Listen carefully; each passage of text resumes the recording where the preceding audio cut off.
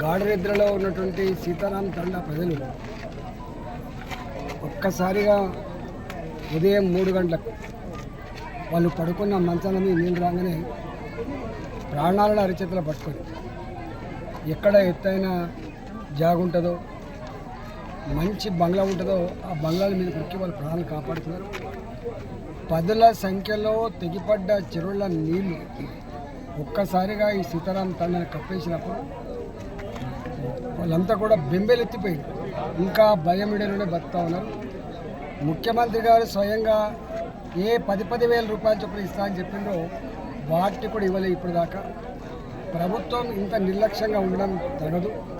ముఖ్యమంత్రి గారు వెంటనే తక్షణ సాయం కింద వాళ్ళకు తిండి గింజలు, వాళ్ళ గ్యాస్ స్టవ్లు లేవు, వాళ్ళ గ్యాస్ సిలిండర్లు లేవు, వాళ్ళ ఇళ్లలో మంచాలు లేవు, వాళ్ళు కట్టుకునేటువంటి బట్టలు తప్ప బట్టలు లేవు, వాళ్ళకి వండుకునేటువంటి పాత్రలు లేకుండా పోయినాయి.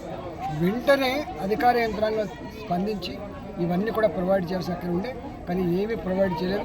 కేవలం స్వచ్ఛంద సంస్థలు కొంతమంది వ్యక్తులు ఇచ్చిన సాయం తప్ప ప్రభుత్వ పరంగా మాత్రం మాటలు తప్ప చేతలు లేవనే భావన వస్తూ ఉంది.